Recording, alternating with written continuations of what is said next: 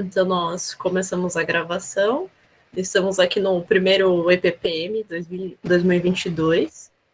Queria agradecer a presença de todos que estão aqui, que vieram nos assistir todas as apresentações do evento.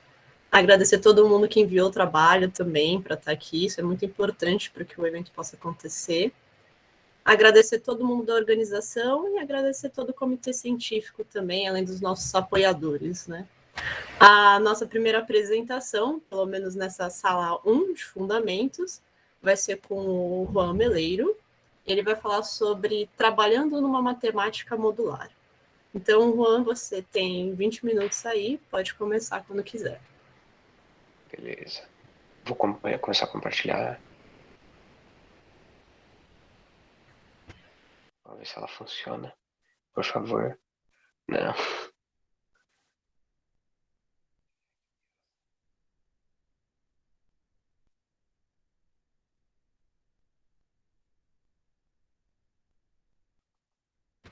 A programação já tem aquele respiro de 5 minutos, que é por causa dos problemas técnicos mesmo. Mas acho funcionou. que foi. Funcionou? Agora tá com uma outra coisa em cima, mas tinha funcionado. Boa. Tá aí, tá funcionando. Bom, eu queria começar agradecendo a organização e dizer que eu fico muito feliz de poder participar de um evento desses que, bom, a primeira vez que está acontecendo, né? É legal poder ver a galera de pós-graduação se reunindo para poder, né, falar sobre o que a gente gosta. Mas enfim, vocês estão vendo direitinho, né? Beleza. Eu vou falar sobre um conjunto de ideias que eu vim catando por aí na literatura, mas que eu talvez não tenha estruturado numa narrativa única. Mas eu tenho algumas pretensões, certo? Talvez eu não as tenha cumprido ainda, mas eu vou mostrar o caminho que eu estou seguindo para vocês. Eu acho que não é só saudável, mas é necessário ser um pouco megalomaníaco quando você está fazendo uma tese, porque você quer, tipo, claro que no final você vai reduzir, mas ter uma visão assim de futuro é interessante. A minha visão de futuro, no caso, é pensar um jeito de fazer matemática. Assim como a teoria das categorias, ela gera uma mudança de paradigma na maneira como a gente pensa na matemática, é mais ou menos isso que eu estou pensando, é nesse campo que eu quero mexer, né? Os paradigmas de como fazer matemática. Eu vou começar falando sobre esse tema aqui, SDG, que significa Synthetic Differential Geometry. É uma área que surgiu há várias décadas e cujo trabalho mais importante talvez seja o do Anders Koch, que se chama Synthetic Differential Geometry. A ideia do sintético aqui é em oposição ao que seria a geometria diferencial normal, que é a analítica. Assim como a gente tem a distinção tradicional lá entre geometria analítica e geometria sintética, que é a de Euclides e tal, tipo as coisas axiomáticas. Sintético você pode entender como axiomático, mas não é só isso. Existe a gente poderia dizer um tipo de raciocínio sintético que você pode abordar qualquer área, né? O que é o raciocínio sintético? Qual que ele responde? What is meant by synthetic reasoning? It deals with space forms in terms of their structure, the basic geometry and conceptual constructions that can be performed. Então, a ideia é que você vai encarar os objetos matemáticos da perspectiva da estrutura deles e não da estrutura do universo de discurso e não dos elementos que estão lá dentro, né? A gente vai falar de falar sobre estrutura significa pensar o que você pode fazer com um objeto, não necessariamente do que ele é composto.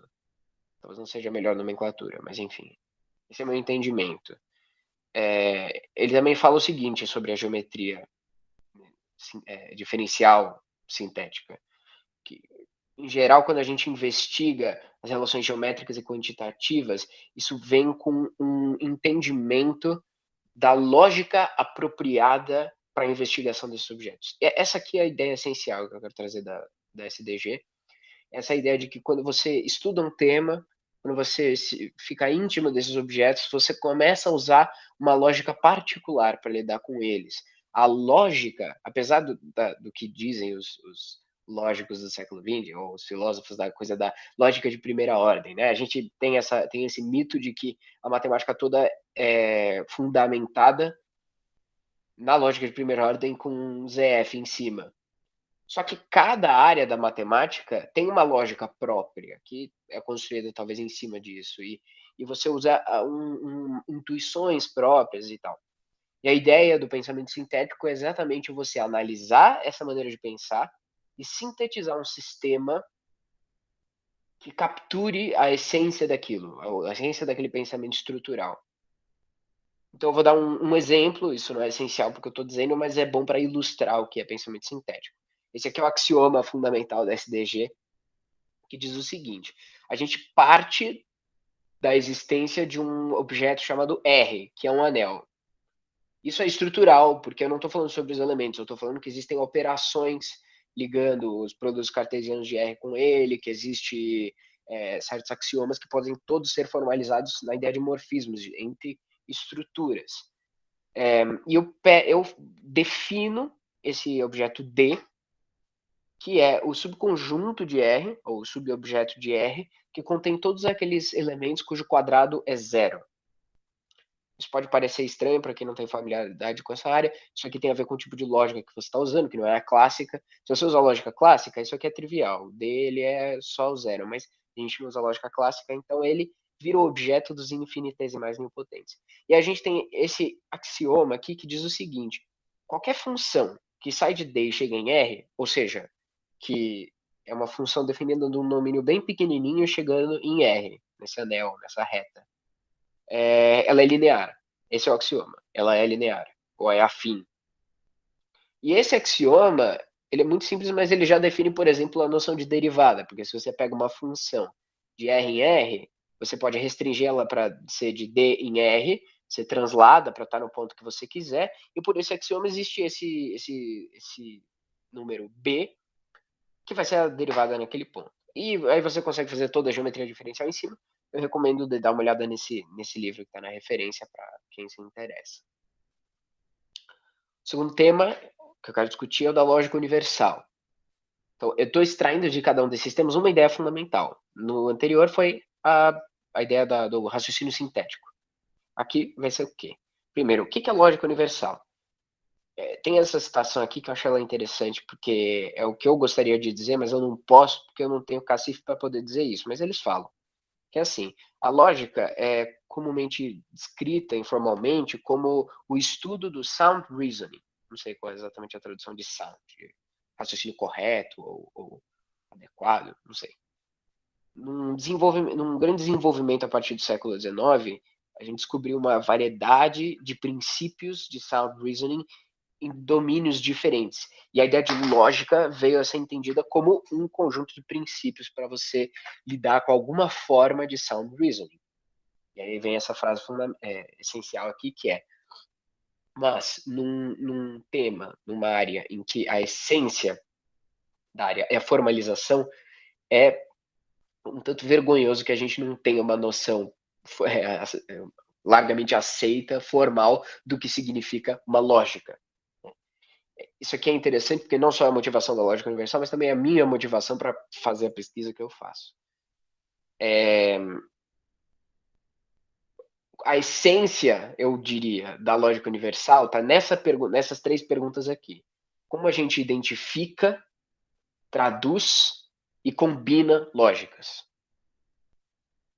A identificação significa, se você tem dois sistemas que merecem ser chamados de lógicas, como você sabe se eles são o mesmo sistema? A lógica de primeira, ou a lógica proposicional. Se você colocar esse conjunto de conectivos ou aquele conjunto de conectivos, é a mesma lógica? Enfim, isso entra na essência do que é uma lógica e perguntas filosóficas interessantes. A tradução enfim, é o que a gente fala de tipo, a lógica proposicional, ela está dentro da lógica de primeira ordem. Existe uma tradução da lógica intuicionista para a lógica clássica ou vice-versa. E a combinação de lógicas é exatamente, tipo, intuitivamente, como você pode combinar diferentes tipos de pensamento, de raciocínio. Coisas modais com coisas quantificadoras, ou sei lá. enfim, o que você quiser inventar. A pergunta, a ideia essencial dessa área aqui, para mim, é esses 3 elementos aqui, que é um sistema que responde às perguntas da lógica universal, permite expressar lógicas e perguntar se elas são iguais, fazer traduções e combinar. Lógica categorial. Ela também é um tema que tem várias décadas e é um outro tipo de tentativa de você pensar em lógicas de uma maneira estrutural, mais abstrata, mais genérica, e tratando ao invés de símbolos e uma linguagem e não sei o que, você falar sobre categorias. Então, eu vou dar algumas definições só para dar um gosto do que é essa teoria. O sketch, ele é, no meu entendimento, o objeto sintático fundamental da lógica categórica. Ele meio que resume muitas outras abordagens, enfim. Ele é bem genérico. O sketch é uma categoria equipada com uma família de cones e uma família de cocones. Isso aqui é a sintaxe. Então, a ideia é que a categoria ela vai dar quais são os objetos e as flechas que você precisa para fazer aquela lógica. Os cones e os cocones, eles falam quais são as propriedades universais que os modelos têm que ter. Mas eu vou falar isso nas próximas definições. O modelo de um sketch ele é um funtor que vai do sketch, que é uma categoria, para uma outra categoria qualquer, e em que cada cone é levado num limite, cada cocone é levado num colimite. Para quem não entende muito de categoria, isso aqui também não importa muito os detalhes. A ideia é que você tem uma estrutura que ela é sintática, por assim dizer, e ela tem objetos, geradores e relações. Essa é a ideia. Você tem geradores e relações, e um modelo disso tem que escolher destinos para esses geradores e respeitar as relações.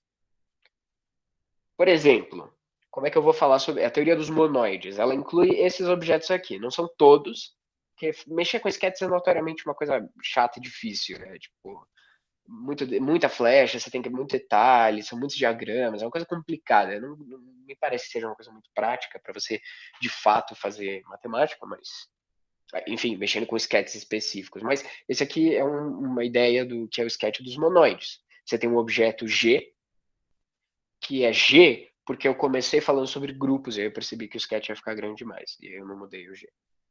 Mas aí você tem um G, que seria o objeto monoide em si, ele tem os elementos ali, e você tem uma flecha de multiplicação, que vem do G ao quadrado, você tem essas duas flechas aí, que é a multiplicação vezes a identidade, ela serve para você poder falar de associatividade. Então, isso aí é o que vai representar um certo diagrama comutativo, que comuta nessa categoria, vai dizer que vale a associatividade, ou vale a identidade, e etc. O E é a identidade, por exemplo. E tem os cones e os cocones que vão dizer que o G2, por exemplo, é um produto. Enfim, aqui vem os exemplos importantes. Se você pegar o sketch dos grupos, que eu não mostrei, mas ele é parecido com o dos monoides, e você considerar os modelos dele na categoria 7, isso vira os grupos. Cada modelo é um grupo. E se você for olhar para os modelos dos sketch dos grupos na categoria dos grupos, isso vira os grupos abelianos, que é uma coisa surpreendente para quem encontra esse fato pela primeira vez. Eu acho bonito, tem um motivo simples, que é a identidade de fulano lá, que se você tem duas estruturas de grupo no mesmo conjunto e elas respeitam lá uma certa identidade, uma distributividade, então elas são não só comutativas, como a mesma multiplicação. Mas aqui é a parte importante. Os modelos de um sketch, eles não formam simplesmente um conjunto, eles formam uma categoria. Tá? Então, olha só, a gente toma os modelos de um sketch numa categoria e isso te dá uma nova categoria. O que significa que você pode tomar os modelos do sketch dentro dos modelos de outro sketch. Isso é meio que a estrutura, por assim dizer, isso vem da estrutura cartesiana das categorias, e aí você tem a identidade que eu falei anterior, dos grupos abelianos, é essa aqui. Que os modelos do sketch dos grupos, nos modelos do sketch dos grupos na categoria do set, é a categoria dos grupos abelianos. Mas essa ideia de estrutura cartesiana é muito importante. A ideia de que a ideia fundamental aqui é você tomar modelos de uma teoria, gera um novo universo de discurso no qual você pode tomar novos modelos. Porque lembra, um modelo é interpretar uma sintaxe, uma forma de pensar dentro de algum domínio de discurso. Mas quando você toma essas interpretações todas, elas formam um novo domínio de discurso. E, como tem relações nos sketches, essas coisas meio que comudam. Então, você pode combinar a maneira como você raciocina, ou você pode combinar no mundo dos modelos. Quer dizer, tomar modelos nos modelos de alguma teoria, de alguma forma, tem que ser a mesma coisa do que tomar modelos de uma teoria combinada.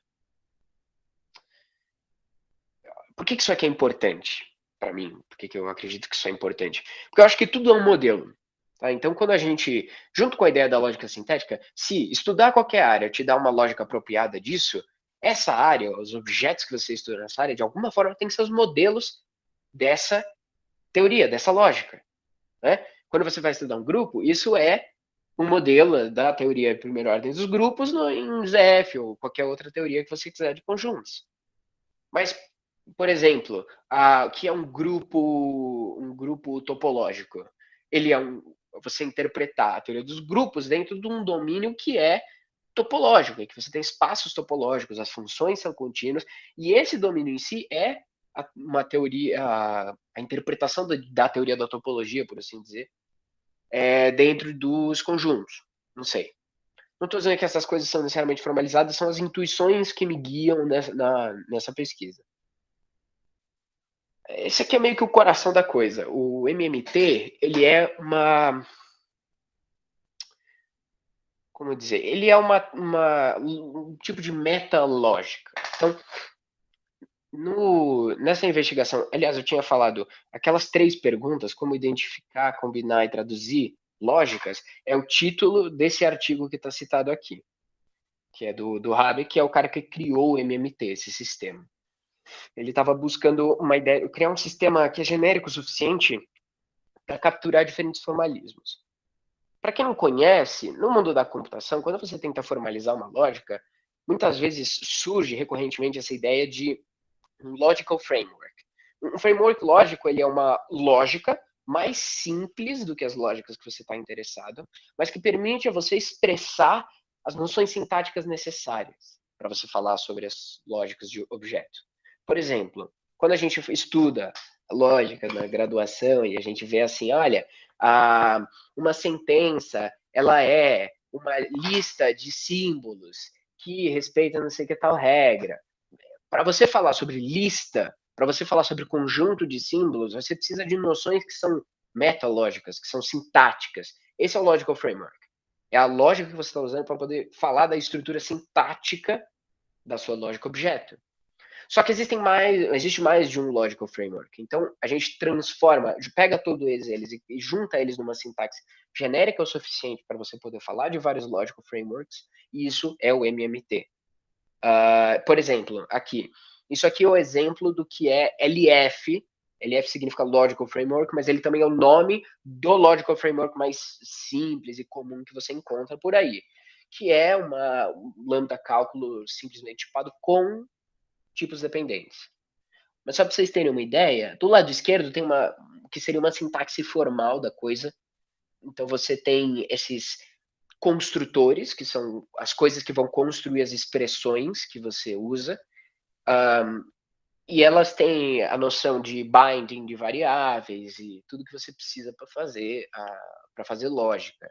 Do lado direito tem a notação que a gente normalmente usa para falar sobre essas coisas do lado esquerdo. Então, pensa assim,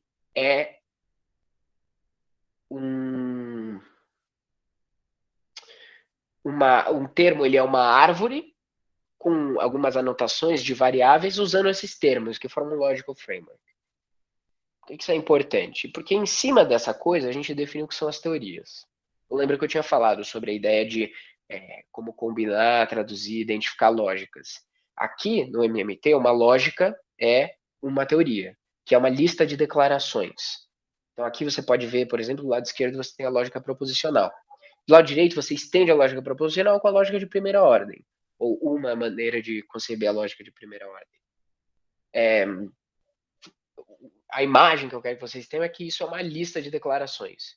E quando a gente for traduzir esses caras, fazer morfismos, a gente manda cada um dos símbolos declarados nessa lista em uma expressão do outro lado, como a gente costuma fazer na lógica lógica usual.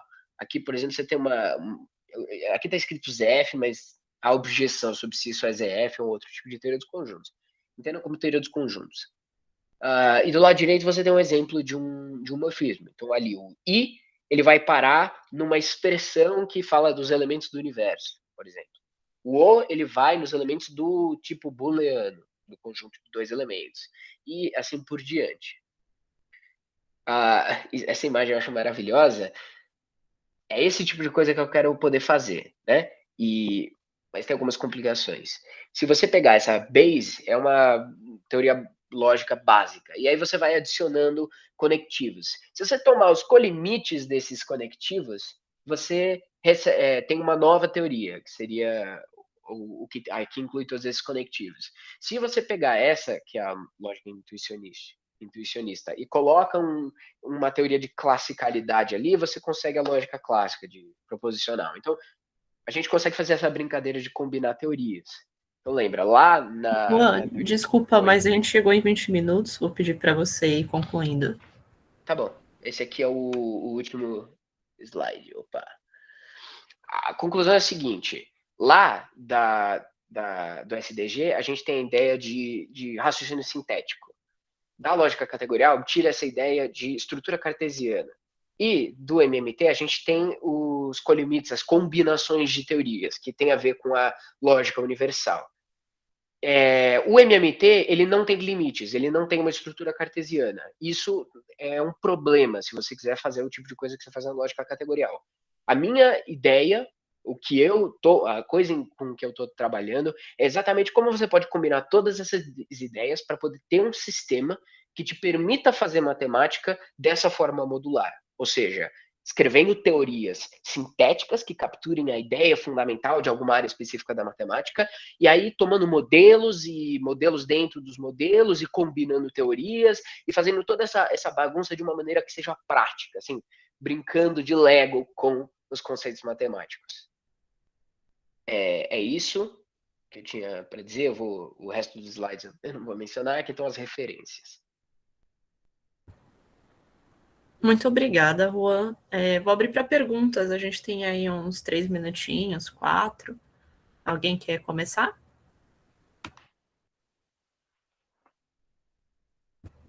Aliás, acho que para a gravação é legal pontuar também que a tradução de sound, como o José colocou aqui, normalmente é correto. O pessoal usa teorema de correção e completude.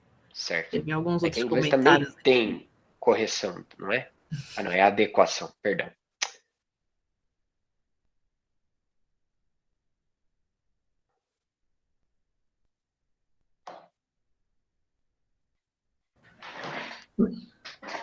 Posso fazer uma pergunta? Claro, claro. Oi, Rony, tudo bem? Você está deitado, Juan, só para você ver a sua A câmera está abrindo ainda. Você colocou esse ponto como um ponto central, né, do desenvolvimento, né? Tentar trazer algum tipo de estrutura cartesiana para as contas também andarem de forma mais lisa, mais completa. Você pode falar um pouco dessas obstruções aqui? Para conseguir isso? Posso sim. Obrigado pela pergunta. Como sempre, orientador te jogando as perguntas difíceis. Da gente. Assim, quando você... A minha intuição, o fato do MMT ser um objeto sintático, ele é muito sintática a coisa, isso dificulta um pouco você tomar limites. Por que isso? Quando você pega aquelas expressões que eu tinha falado, aquelas árvores, para você ter uma estrutura cartesiana, por exemplo, você precisa ter um objeto terminal dentro da sua categoria. Isso já é muito difícil, porque como essas estruturas elas são livremente geradas, são árvores livremente geradas em cima de alguns geradores, E, detalhe, quando você vai fazer morfismos dessas coisas, você tem que preservar a aridade. Você tem que preservar, por exemplo, as árvores elas têm variáveis. Você tem que preservar de alguma forma essa estrutura. E como em teorias em geral você pode ter árvores com arbitrariamente muitas variáveis, do outro lado você também precisa ter isso, né? No outro lado do morfismo. Um objeto terminal ele precisaria ter expressões de aridades arbitrárias. O problema aí é que você pode combinar essas expressões de várias formas, né? Digamos, se você pensar, tem uma operação binária que não é associativa necessariamente. Você consegue formar árvores. Se você só tiver uma operação, você já consegue formar árvores que não são isomorfas, não são iguais e tipo um objeto terminal ele precisa ter um tipo de um só elemento, uma coisa desse tipo em que todas as outras expressões podem ser mapeadas. Então, para você fazer isso no mundo do MMT, você precisa de mais flexibilidade. O Peter Arendt tem um artigo que se chama Categorias Homotópicas de Lógica, se eu não me engano. Vocês podem achar no site dele. Em que ele fala sobre como a ideia de que você vai responder à lógica universal com categorias e colimites e morfismos nem sempre funciona. Aliás, em geral, falha, por isso que a gente não tem uma formalização da lógica em geral. Porque você não tem a flexibilidade necessária para você poder ter tudo que você quer. Então, ele introduz essa ideia de categoria, ele usa a ideia de categoria homotópica para você poder falar de, digamos assim, você identificar coisas que não eram identificadas antes. Você ganha um pouco mais de flexibilidade nas suas noções. E isso não tem na concepção do Haber, do MMT. Né? Então, mexer com esses detalhes que é o que está sendo o trabalho agora. Obrigada, Juan. Obrigado, Hugo, também pela pergunta. Eu vou parar a gravação um minutinho aqui, e para a gente já ir encaminhando para a próxima apresentação.